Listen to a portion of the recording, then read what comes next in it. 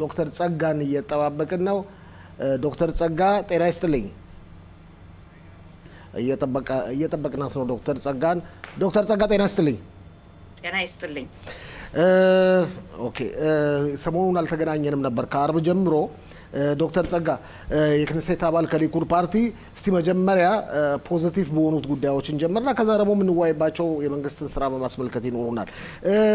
ትላንት በመንገድ ላይ ሰውትን ወገኖቻችንን አስበናል። በስነ ስርዓቱም ላይ ጠቅላይ ሚኒስትር ቢንያሚን ኔታንያሁ በተለይ ያደረጉት ንግግር ልብ የሚነካ ነበር። ትላንት ማስተላለፈናል በዝግጅታችን ላይ በተለይ ሁለት ጀግኖች ወታደሮቻችን ስም በማንሳት በታሪክ ቦታ ያላቸው ቦታ ሁሉ ጠቅሰዋል። እንዴት ነበር በአጠቃላይ ሁኔታ? በመጀመሪያ ደረጃ ፋሲል ይሄ በሱዳን በረሃ መንገድ ላይ እንደ ቅጠል ረግፈው የቀሩ ወገኖቻችን የመታሰቢያው ስነ ስርዓት እዚህ ደረጃ ሊደርስ የቻለው በህብረተሰባችን ጥንካሬ ነው። የመታወቅ አለበት። በመንግስት ደረጃ ከመሆኑ በፊት በየአመቱ እኛው ራሳችን ምን ያክልና ከብረው እንደነበረ በኪቡጽ ራማት ራሄል የወገኑ ትግል ነው። ሌላው ፋሲል ብዙ ሰዎች ያልተረዱት ሁኔታ አለ። አንዳንዶቹ ምን ይላሉ መሰለ ይሄ ቀን ለምን ኢየሩሳሌም በተዋሃደችበት ቀን ሆነ የሚል ጥያቄ ይቀርባል። ይሄ ቀን ኢየሩሳሌም በተዋሃደችበት ለምን ሆነ የሚለውን በመጀመሪያ ደረጃ በ1985 ዓመተ ምህረት በሱዳን በረሃ የመጡ ወገኖቻችን አዛውንቶች ከዛም በፊት ቀደም የደረሱ ከፍተኛ እንቅስቃሴ ያደርጉ የነበሩ እንደ አዲሱ መሰለ ሌሎችም ጨምሮ በተካሄደው ውይይት ላይ የደረሱበት ስምምነት ምንድነው? ቤተ እስራኤሎች ወደ እስራኤል ሀገር ስንመጣ የመጣንበት ዋና ዓላማ አገራችን ብለን ነው። አገራችን ኢየሩሳሌም ናት። ስለዚህ ከዚህ ቀን የበለጠ የሚስማማ የለም። ኢየሩሳሌም ምስራቁና ምዕራቡ እንደ አውሮፓን ዘመን አቆጣጠር በ1967 ዓመተ ምህረት በተካሄደው ጦርነት በስድስቱ ቀን ጦርነት እስራኤል አሸንፋ መዋሃዱ ይታወቃል። ስለዚህ ኢየሩሳሌም ለመድረስ ሳይሳካላቸው የቀሩ ወገኖቻችን የምናስበው ኢየሩሳሌም በተዋሃደችበት ቀን ነው የሚለው። ሌላው ፋሲል አንዳንዶቹ ምን ይላሉ? ደስታና ሐዘን ለምን ይቀላቀላል ይላሉ። በመጀመሪያ ደረጃ ደስታና ሐዘን አብሮ ያለ ነው።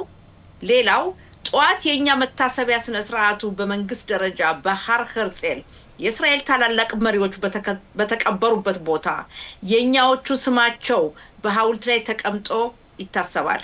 ከዛ በኋላ ከሰዓት በኋላ ኢየሩሳሌም የተዋሃደችበት በኮቴል አማራቢ በቅዱስ ቦታችን ጸሎት በመካሄድ ከዛም ደግሞ ሰንደቅ ዓላማ ይዞ በማውለብለብ በመጨፈር የሚካሄድ መሆኑን እናውቃለን።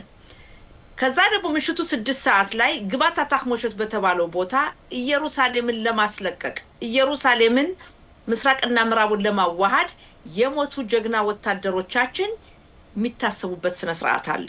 ማለትም የሞቱትን ስለዚህ የኛ ብቻ ሳይሆን ጀግኖችም የሞቱበትኝ መታሰቢያ ስለሆነ ይሄ ቀን የተመረጠው በወገናችን ነው የምለውና ወደ ዋናው ጥያቄ ስመጣ በእውነት በትላንትናው ዕለት ጠቅላይ ሚኒስትር ኔታንያሁ ያሰሙት ንግግር ልብን የሚነካ በተለይ ህብረተሰባችን ምን ያክል ጀግና እንደሆነ ደካሞች አይደላችሁም ከናንተ ህዝቡ ብዙ ነገር መማር አለበት የእስራኤል ህዝብ በተለይ ሁለት ወታደሮችን በማንሳት አዲር ቦጋለ በዚህ ጦርነት ጊዜ ጥቅምት 7 ቀን ወይም ኦክቶበር 7 የሞተውን አንስተው የሱ መታሰቢያ ስነ ስርዓት ሲካሄድ ያዩትን ከባለቤታቸው ጋር በመሆን ገልጸው ከዛም ደግሞ አሚኻይ የተባለው ጀግና ወታደራችን በአየር ወለድ የሚያገለግለው ጦርነቱ በተነሳበት ቀን ቅራት መራሂ ከሚኖርበት ቤት ተነስቶ ወደ አዛ ሰርጥ 12 ኪሎ ሜትር በመሮጥ መሳሪያውን ይዞ ሄዶ ሽብር ፈጣሪዎችን የተዋጋ መሆኑን ይሄንን ወጣት ደግሞ ጠቅላይ ሚኒስትሩ ባለፈው አመት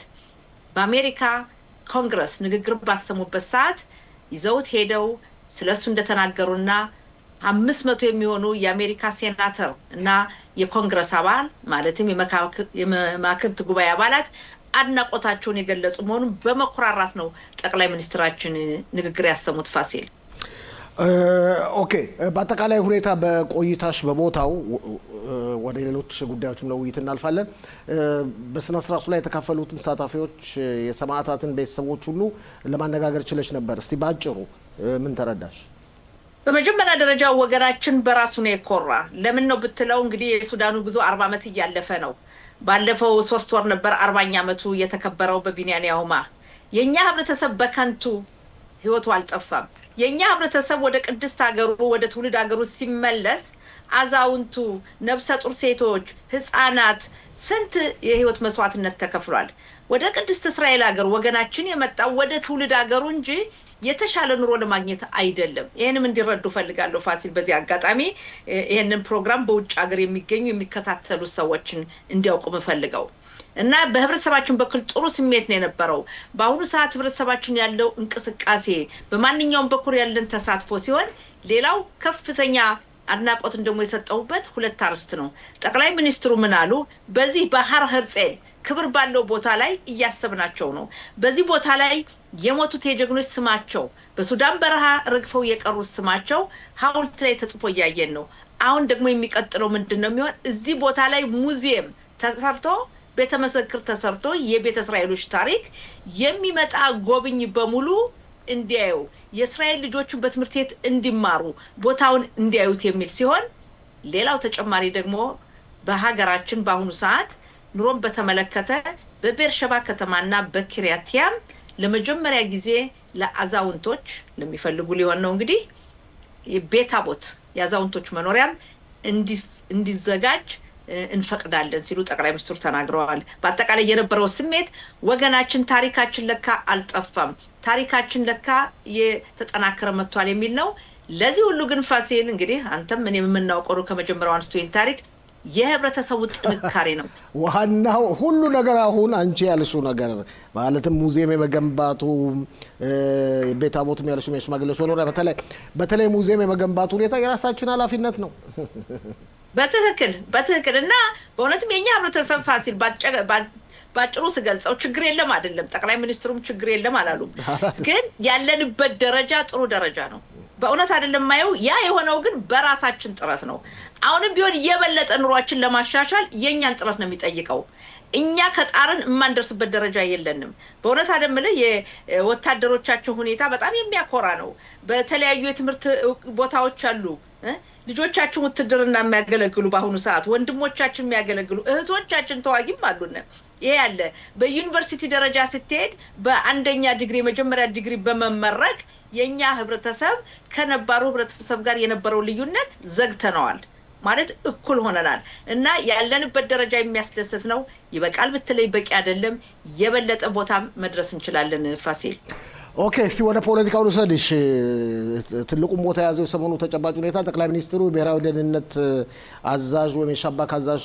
ሜጀር ጀነራል ዳቪድ ዚኒን ሾማለው ብለው አስተዋውቀዋል ነገር ግን ከፍተኛ መሰናከል እየጠበቃቸው ነው ትላንትና ምሽትም የመንግስት የህግ አማካሪዋ ጠቅላይ ሚኒስትሩ መሾም እንደማይችሉ ተናግረዋል ይህ ሁኔታ የሚያሳየው ጠቅላይ ሚኒስትሩ ስልጣን ማሳጣት አይደል ጠቅላይ ሚኒስትሩ እንደ አሻንጉሊት ለማድረግ ነው የሚፈልጓቸው ፋሲል የሚገርምህ ጠቅላይ ሚኒስትር ቢንያሚን ኔታንያሁ ለመጉዳት እሳቸውን ከስልጣን ለማውረድ የማይደረግ ጥረት የለም እሳቸውን ለማውረድ ነው እሳቸውን ከስልጣን ለማውረድ ሲባል እስራኤል ዛሬ ተቃጥላ ብታድር የሚወዱ ሰዎች አሉ ማጋነን አይደለም ፋሲል ብዙዎቹ ተሰማለ በተለይ ቀደም በትልቅ ማዕረግ የነበሩ ሰዎች በጀነራልነት ያገለገሉ የእሳቸው ተቀናቃኝ ሆኑ በፖለቲካው ያልተሳካላቸው ተመርጠው ለአጭር ጊዜ በስልጣን የቆዩ ወይም ደግሞ ሳይመረጡ የቀሩ ሰዎች በጠቅላይ ሚኒስትሩ ላይ ያላቸው ጥላቻ በጣም ይገርመኛል አንዳንዴም ያሳዝነኛል ለምን ይችን ውድ ሀገር ስንት ደም ተፈሶ የተገነባችና አሁንም እንኳን ደም በመፍሰስ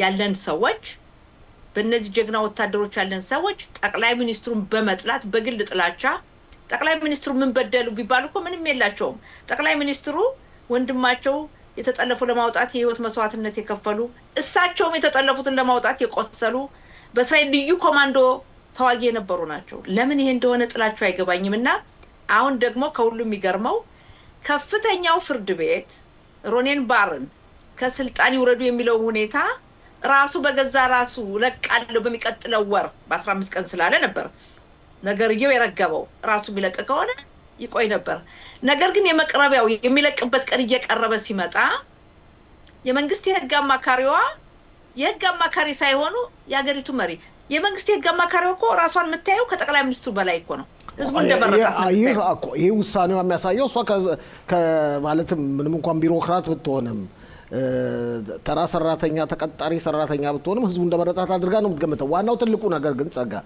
አሁን እንደምመለከተው አንቺ ዛሬ በክኔሴት ወይም በህዝብ ተወካዮች ምክር ቤት ነው የምትገኘው። ጓደኞችስ ምን እያሉ ነው? የጥምሩ መንግስት አባላትስ ምን እያሉ ነው? የተቀናቃኝ ፓርቲስ አባላት ምን እያሉ ነው? በሀገሪቱ ዲሞክራሲ ጠፋ ማለት አይደለም እንዴ? በእኛ በኩል ያለው ህግ አለ። በህጉ መሰረት የሻባክ የሀገር ውስጥ መረጃ ድርጅቱን መሾምና ማውረድ የሚችለው በህዝብ የተመረጠው መንግስት ነው። ስለዚህ መንግስት መቀየር አለበት። ሮኔን ባርን የሚመርጠውን ሰው መሾም አለበት። ስለዚህ የመንግስት የህግ አማካሪዋ ይሄን ብትልም በእኛ በኩል ሙሉ በሙሉ በጥምሩ መንግስት ያለነው 68 የክኔሴት አባል በጣም ብዙ ነው። ከ120 መካከል ያለን አቋም ይሄን ውሳኔ መቀበል የለም። ጠቅላይ ሚኒስትሩ መሾም አለባቸው እንበል። እሷ እንደዚህ ብላ አለች። እሷ ውሳኔ መጨረሻ ውሳኔ አይደለም። ከዛ ወደ ከፍተኛው ፍርድ ቤት ከቀረበና ከፍተኛው ፍርድ ቤት እሷን ደግፎ ውሳኔ ካስተላለፈ ህግ ጣሳችሁ ልትባሉ አይደለም እንዴ?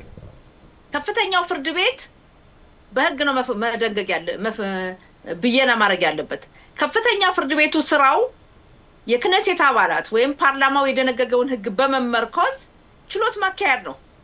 በህጉ መሰረት መንግስት የእስራኤልን የጸጥታ ጥበቃ ወይም የሻባክን ኃላፊ የሀገር ውስጥ መረጃውን የመሾምና የማውረድ መብት አለው። ከፈለገ የአገልግሎት ዘመኑን ሳይጨርስ ማውረድ ይቻላል። ስለዚህ ያለው ሁኔታ ምንድነው? ይሄንን ሁኔታ አንቀበልም።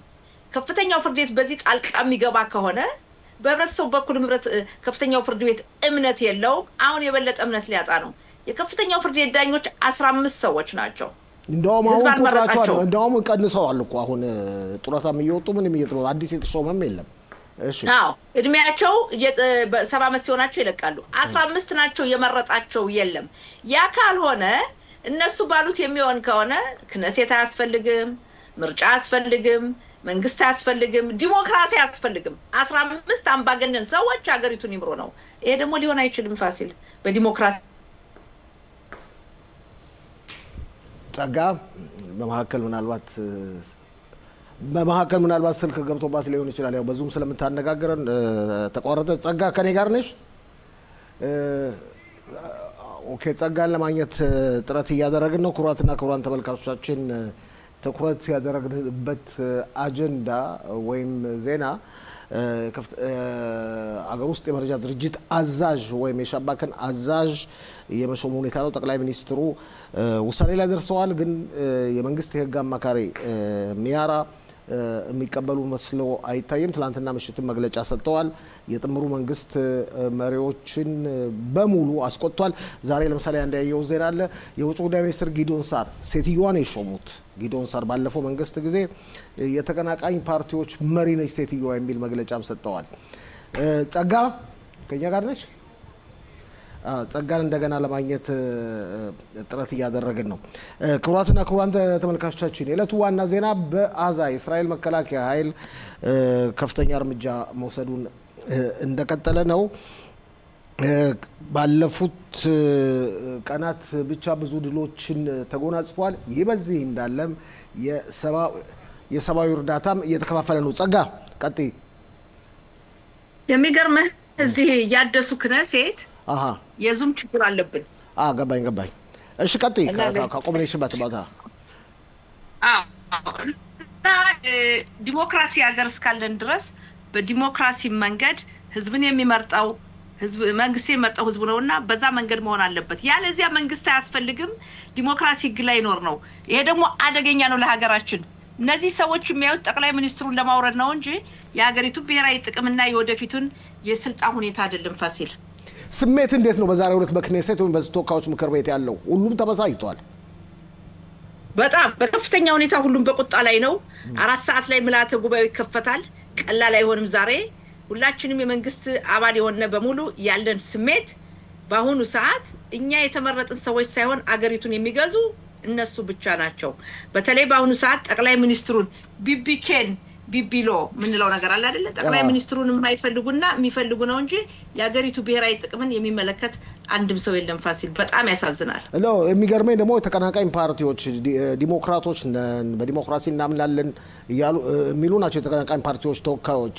ሌላው ቢቀር ከፊሉ እንኳን በጥቂቱ እንኳን የተቃውሞ ድምጽ አያሰማም እንዴ? የሰማችሁት ነገር የለም በዚህ ጉዳይ ላይ? ተቀናቃኝ የፖለቲካ ፓርቲዎች ዲሞክራሲ የሚለው ነገር እነሱ በስልጣን እስካልሆኑ ድረስ መስራት አለበት ብለው ያምኑ። ያ ነው ትልቁ ችግራቸው ይሄ ነው። የመንግስት የህግ አማካሪዋ ተመልከት በፊተኛው መንግስት ነው የተሾመችው። የሾማቴ ጊዶን ሳር ናቸው በአሁኑ ሰዓት የውጭ ጉዳይ ሚኒስትሩ። እሳቸው ራሳቸው በሾምኳት ጊዜ የተናገረችው የተስማማነውና አሁን የምትሰራው ትክክል አይደለም ትልቅ ለውጥ አለን ያሉትና በጣም ያሳዝናል ፋሲል። አሁን ያለንበት ሁኔታ ጥሩ አይደለም። በእኛ በኩል ግን መንግስት የሚፈልገውን ሰው በህጉ መሰረት ህግን ጥሶ አይደለም በህጉ መሰረት መሾም አለበት ነው የምንለው። ኦኬ ዶክተር ጸጋ ፈንታሁን የክኔሴት አባል እንግዲህ ዛሬ ስብሰባ አለ በ4 ሰዓት ብለሻል። ምልዓተ ጉባኤ ይከፈታል። ብዙ ንትርክና ጭቅጭቅ ነው የሚኖረው በዛሬው ዕለት። ያም ሆነ ይህ በዲሞክራሲ መንገድ የተመረጠው 68 አባላትን ክኔሴት አባላትን የሚወክለው መንግስት የህዝብ ተወካይ ነውና በሚገባ ማስተዳደር አለበት። አመሰግናለሁ ዶክተር ጸጋ። አመሰግናለሁ ፋሲል። ጤና ይስጥልኝ። ጤና ይስጥልኝ።